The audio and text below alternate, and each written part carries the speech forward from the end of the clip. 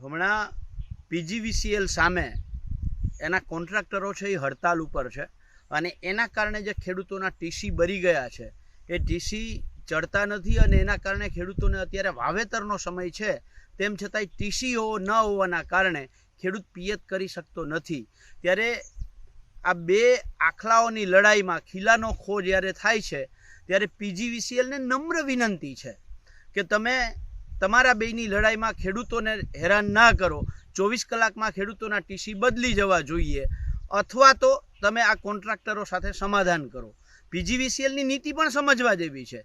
પીજીવીસીએલની સાથે સાથે જે અન્ય કંપનીઓ છે, યુજીવીસીએલ હોય, એમજીવીસીએલ હોય, ડીજીવીસીએલ હોય, તો એ ખેડૂત જે કોન્ટ્રાક્ટરો છે એમને મજૂરીનો જે ભાવ છે એ વધારે આપે છે। દાખલા તરીકે એક થાંભલો ઊભો કરવાના પીજીવીસીએલ કોન્ટ્રાક્ટરોને 800 રૂપિયા આપે છે, જ્યારે અન્ય કંપનીઓ છે એ 1200 રૂપિયા આપે છે।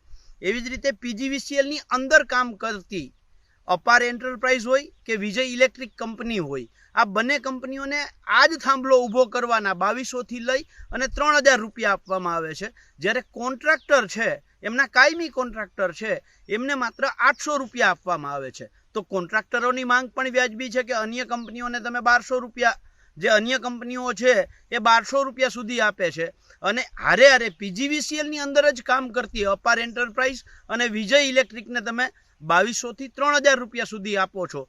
તો આ કોન્ટ્રાક્ટરોનો પણ વાંક શું? અને આ અપાર એન્ટરપ્રાઇઝ અને વિજય ઇલેક્ટ્રિક કંપની છે એ શું પીજીવીસીએલને દત્તક દીકરા છે? એમની માનીતી કંપનીઓ છે, એમને ભાવ અલગ અને કોન્ટ્રાક્ટરોને અલગ, આવું શા માટે? એ પીજીવીસીએલનો આંતરિક બાબત છે।